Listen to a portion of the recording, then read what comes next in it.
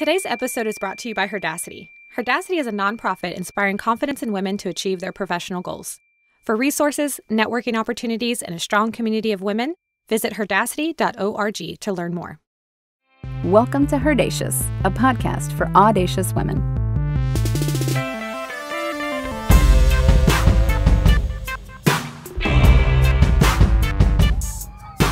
Welcome, ladies and gentlefolk, to HERdacious, the podcast for audacious women trying to make some career moves and wanting a little support along the way. I'm Lorelei, and I am very pleased you chose to tune in today because we are going to be talking about navigating office politics, a key topic. And I have brought on an amazing guest to really just navigate these waters with us. She is a leadership and negotiation coach who specializes in helping smart women who hate office politics get promoted and better paid without throwing anyone under the bus. Jamie Lee. Hello. Thank you for having me on the podcast, Lorelei. Thank you for joining us today. I'm really excited to have this conversation. It's a big, important, interesting little conundrum that we all probably end up facing at some point in our career. So, let's start off with a baseline of office politics in general. What are they? Yeah, so I define office politics as basically it's a list of shoulds. Okay, and I'll tell you more about these lists of shoulds. I believe there are at least 3 different types of list of shoulds. And when you have a list of shoulds that conflict, you have drama. And when you have drama, you have stress. And when you have stress, you feel frustrated. And so then it holds you back from showing up in the most confident, authentic, compelling way to articulate your value, to deliver value, to get promoted and better paid. And so that is the obstacle I hope my smart, ambitious women clients overcome through coaching. So I imagine we're going to get to the shoulds here in a second. Let's go to the next kind of logical step. How does a person know how political their work environment is? That's a really interesting question, and a good one, because, there is no way for a person to know how political their workplace is. Oh, no. The reason why I say that is because it really depends on what your definition of politics is. Like what I define as office politics may be different to how other people define politics, meaning this is totally subjective. There is no objective measure of quote unquote, how political a workplace is. Ultimately, okay. Political is just an opinion, right? You might think Jane, let's say you work for a Jane who's the CFO, and this Jane, the CFO, used to go out before the pandemic. Right, yeah. Oh, geez. But Jane would go to lunch with Joelle, the CEO, every day. And you think, oh, that's so political. It means they're like talking about things. They're talking about us, on their lunch breaks. And if you were to ask Jane, she might think that it's not political at all. She might say, no, I just know Joelle even before I work here and we're just good friends. This is not political at all, right? So what you think is politics may not be politics for other people. And I think this is a really important distinction to make. Right. That really has to deal with us being mindful about how people experience their own world. Exactly. So where do we start in regard to navigating our work environment while being mindful of our career goals, as well as the political goings on, and even our interpretations of what we think we see happening? Good question. I would suggest we start by separating each specific thing that you mentioned in your question, right? There are a lot of things. It's like I got a double-decker bus of a question here. Yeah. Sorry about that. Yeah, that's okay. I'm going all reporter on you, getting all the questions out.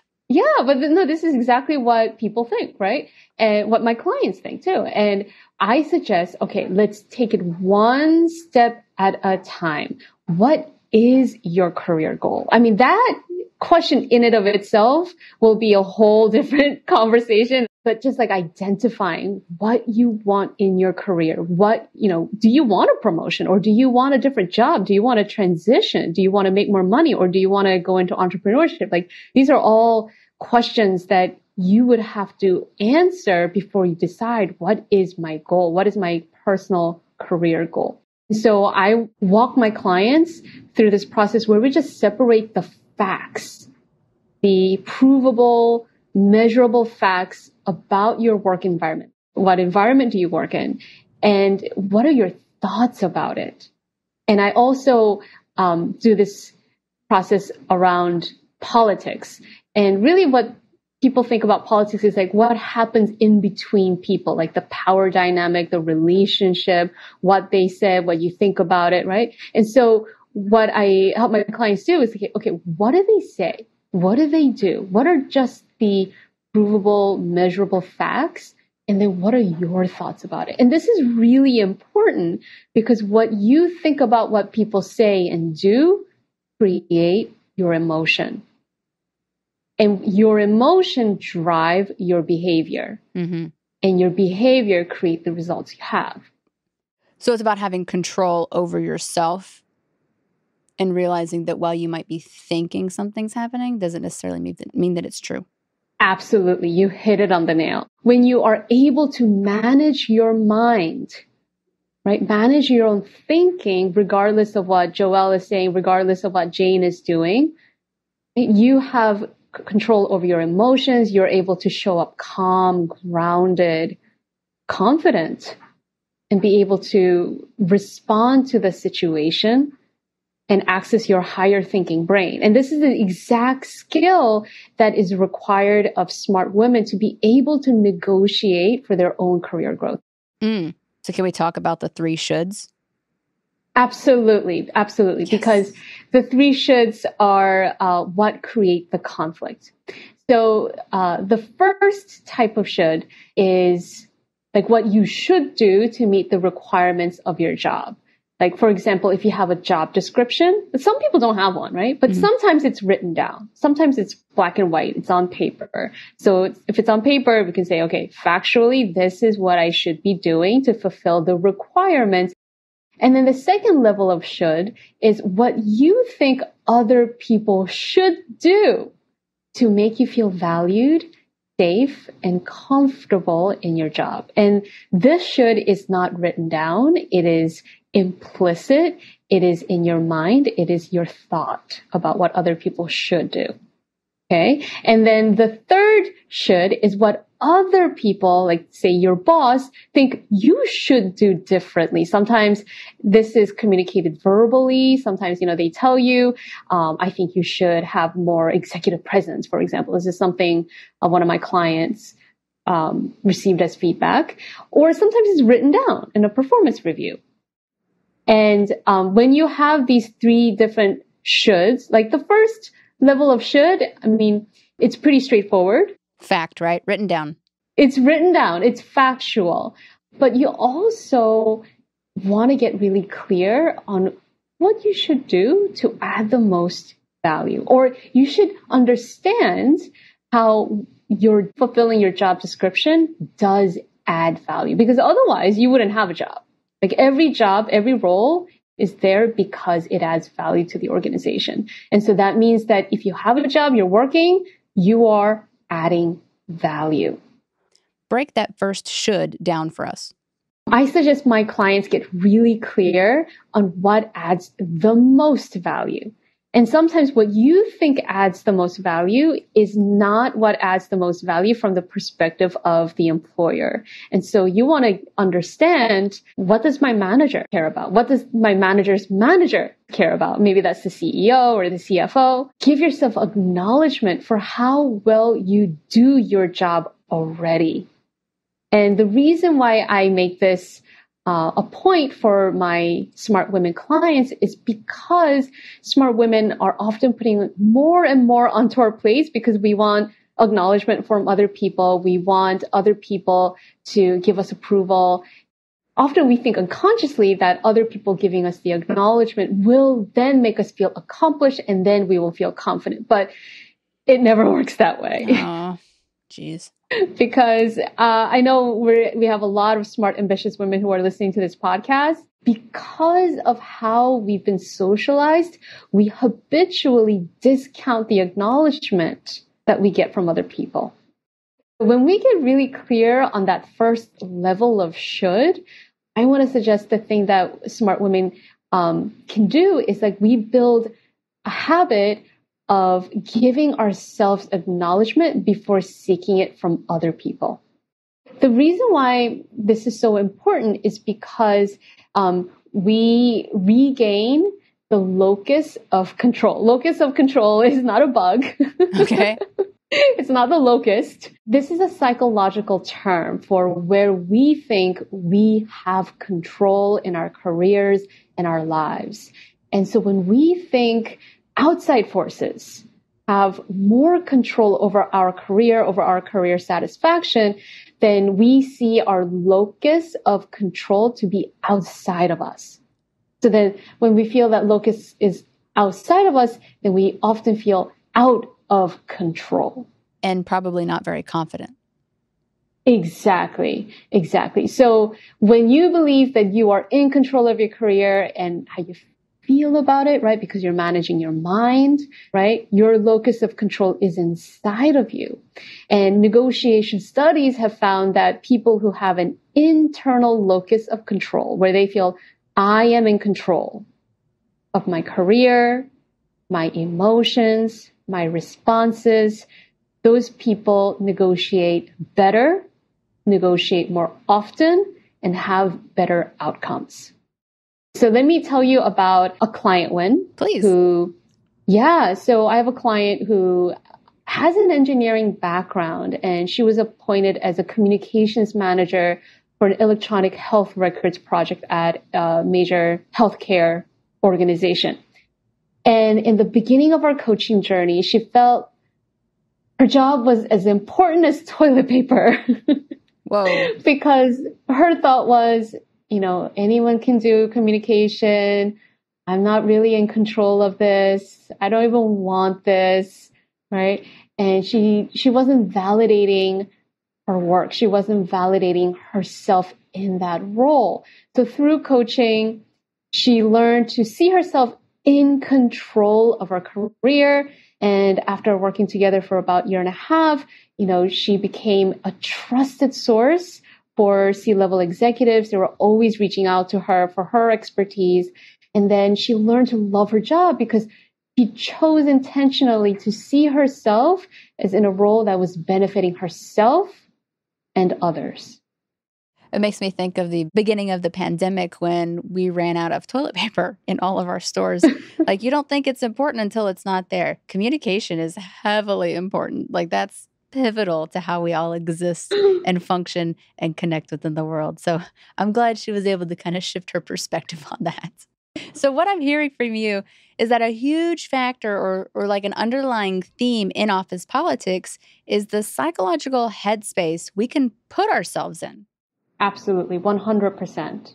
If you always believed that your opinion of you mattered more than what Joe thinks, what Jane thinks, what Joelle thinks, right? Like, office politics would be a non-issue. Like, it would just be like a matter of fact. Oh, those people said these things. They had this opinion. It doesn't mean anything about me.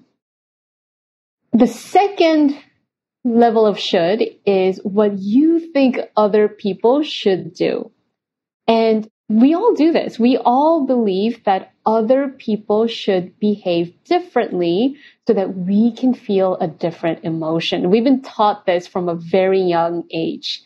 However, we don't notice how undervalued, how unsafe we feel when we think other people create our emotional state and they don't do what we think they should do to make us feel valued and safe. So when you become aware of your thoughts and the full impact of them on how you feel and how you show up, you can decide to change it only if you want to. Maybe you want to keep the thought that I should have gotten promoted and my boss doesn't appreciate me. Like, that's totally up to you. It's okay. Like, all of our thinking is optional. We have total choice over that. I just want to offer, it is also possible that you choose to feel neutral about office politics. So let me give you an example. You can choose to feel neutral about a micromanaging boss by choosing to think their critical comments have nothing to do with you. Critical people tend to criticize everyone and every time, including their reports, including their own family, including themselves.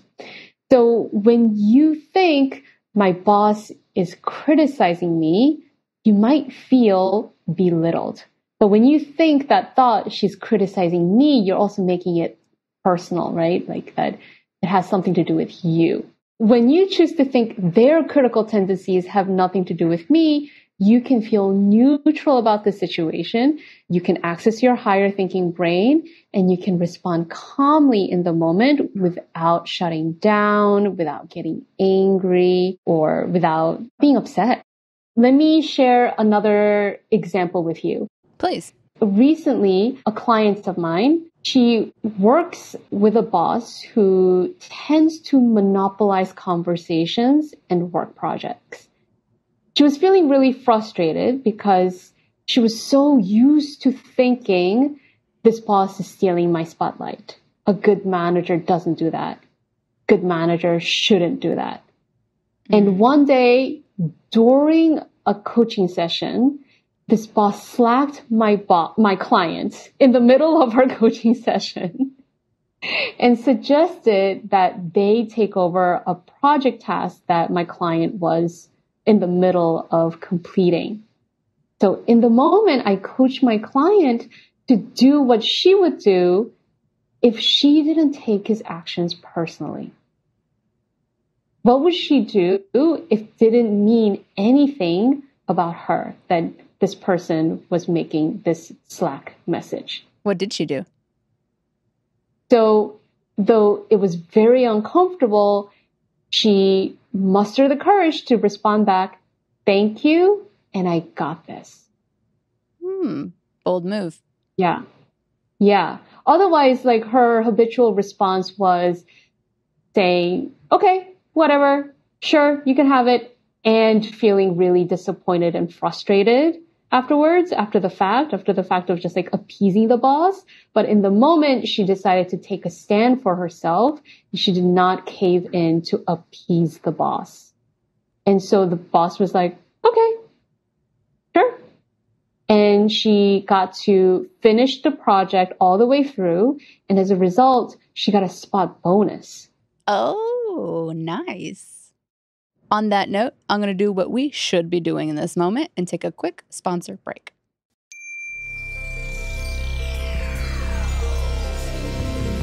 Hi, Barbie here from Moonray, husband and wife indie pop duo. If you enjoy the intro music, we invite you to listen to our debut EP, Honeymoon, streaming now on all platforms. Visit www.moonray-music.com for more.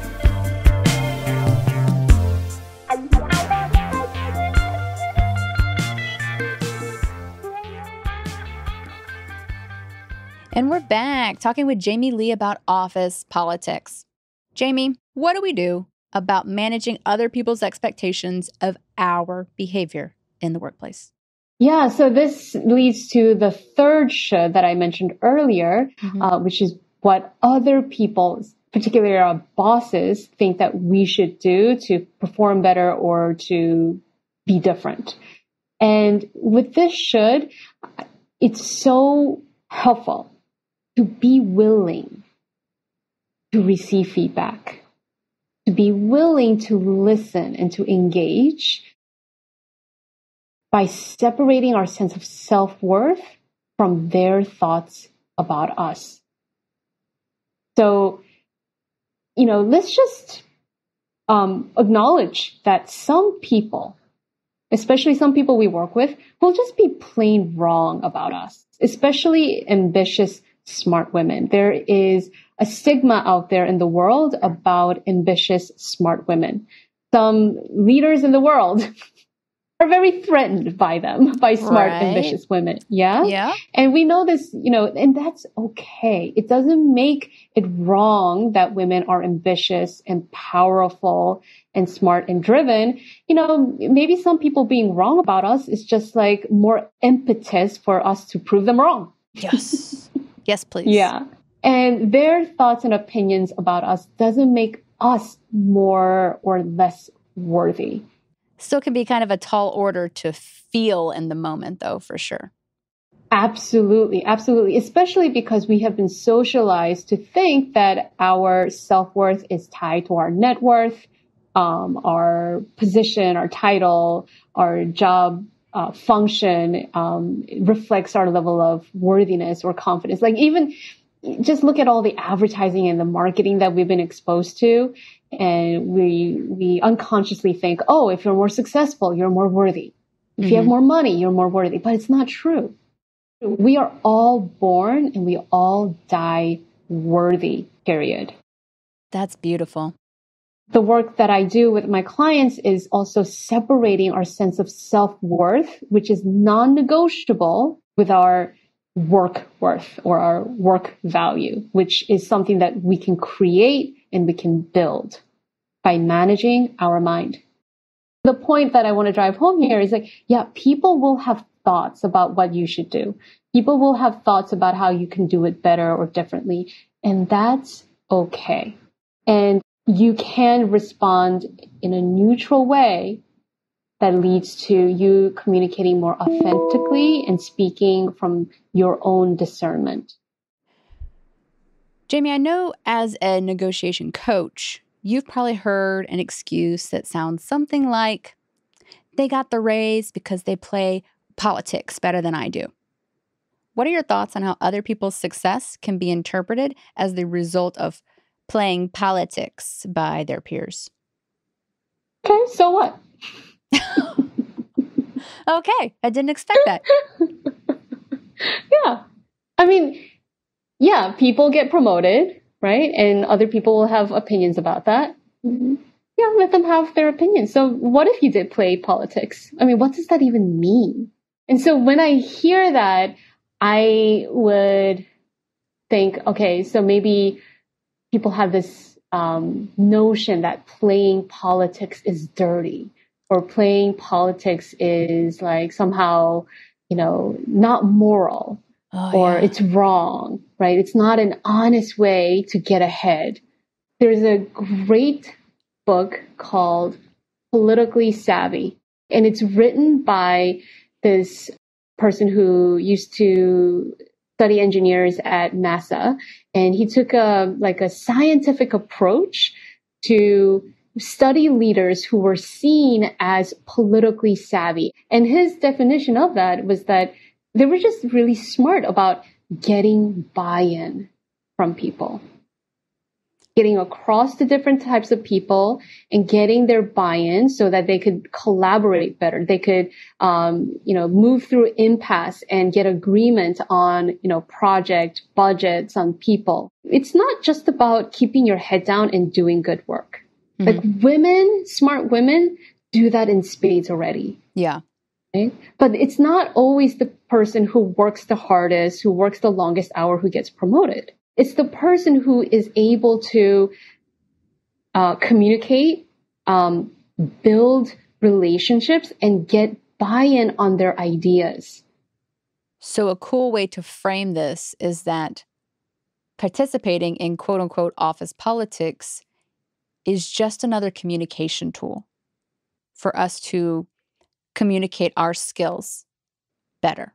Absolutely. Yeah. I mean, you could think about office politics as being like something dirty and bad, or you could think about, oh, maybe I could communicate in a way that is strategic and helps me get buy-in on my ideas better so that I can add the most value. Right. It all depends on perspective. Indeed. And so I want to share one specific tool from this book that was so genius. I've taught it to many clients, and I want to share it with you here on the podcast as well. In the book, Politically Savvy, the number one takeaway is that you want to make sure that decision makers and stakeholders are already bought in. At least 51% of the decision makers that you would need to get buy-in on your idea, 51% are already familiar. 51% is already bought in before you make the formal pitch, before you make the formal presentation. So even before you go to ask for that promotion, like make sure you have 51% of the people that you would need to get a yes on that already knowing that you want a promotion, already knowing that you have brought so much value in the past quarter, past year, that it's a no-brainer for you to be promoted. Mm-hmm. Well, that's something that requires a plan. Exactly. Because getting promoted, your career growth is not like a short-term thing. It's a long-term game. Jimmy, what are the tools we need to take with us into each work environment in order to successfully navigate these office politics moving forward? So the first tool that I teach my clients to help them manage their mind, to help them create the results in their career is called the model.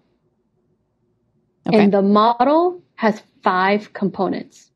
And in these 5 components, like everything in the universe, everything in our careers can be organized into one of these 5 components. Which are number 1, circumstances, like facts, neutral facts, including other people that we cannot control. Number 2 are our thoughts about the circumstances, our thinking, our opinions, our judgments, our conclusions.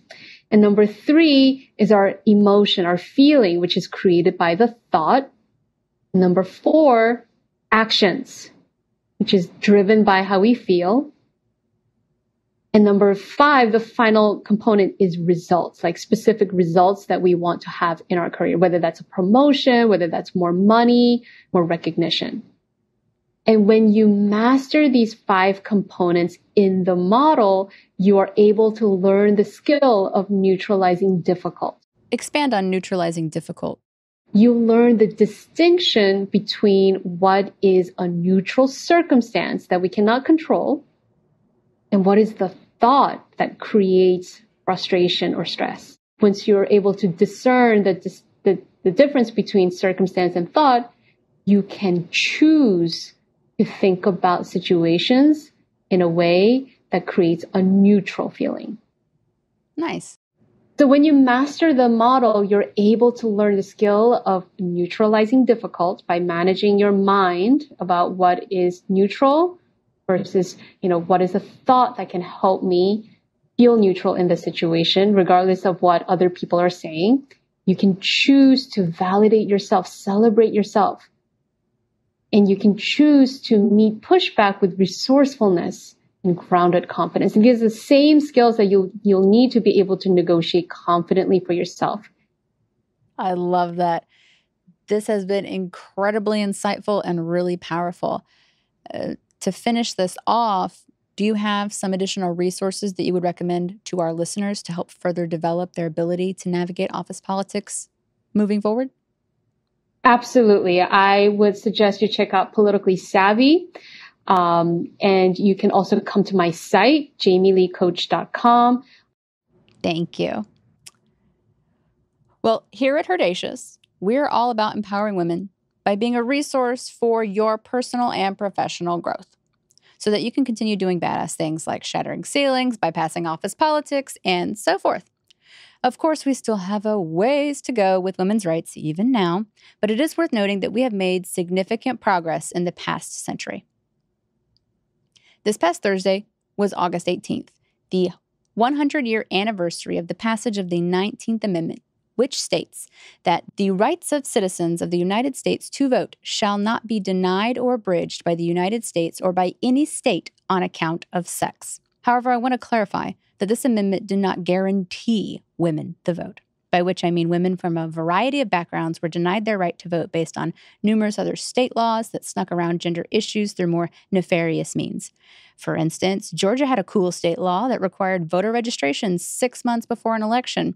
Women's voter ratification in August, major vote in November. You can do the math. Now, prior to the ratification of the 19th Amendment, which took place on August 26, 1920, a woman's status was generally seen as inferior to that of a male's, with women having curtailed rights in our society. It was a commonly held view at the time that a quote-unquote woman's place was in the home, and there were very specific realms where she should operate, like in the home, with the children, or in religion.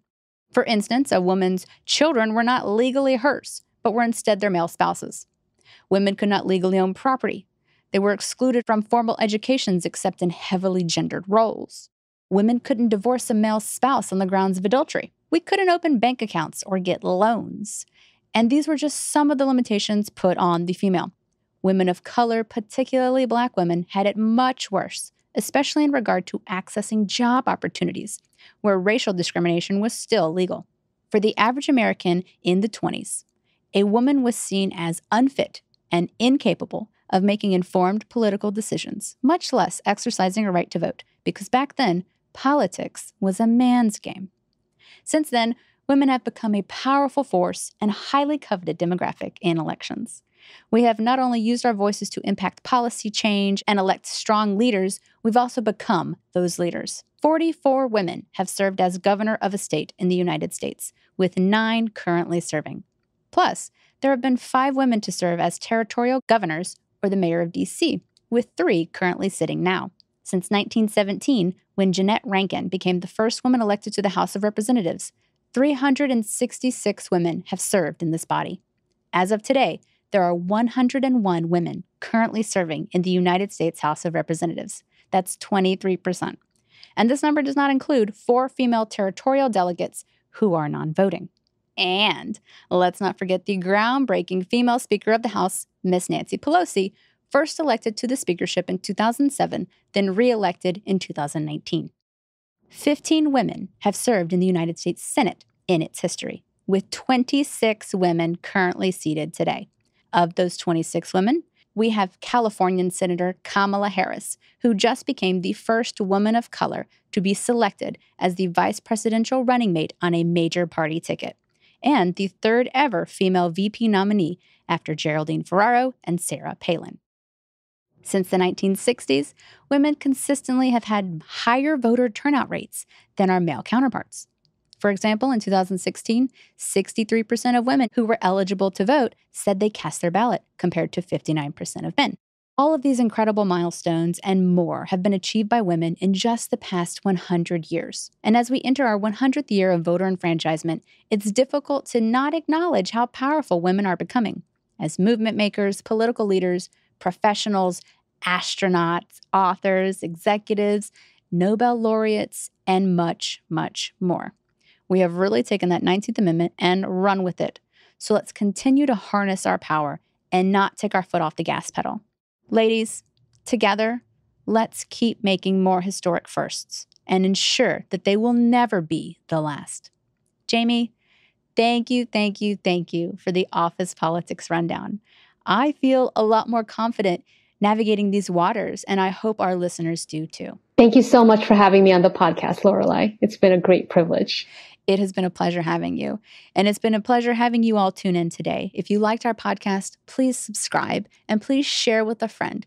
You never know what female colleague out there might need a little bit of extra support, and HERdacious might be just the podcast for her. Until next time, we're all in this together, ladies. Get out there and vote when you can.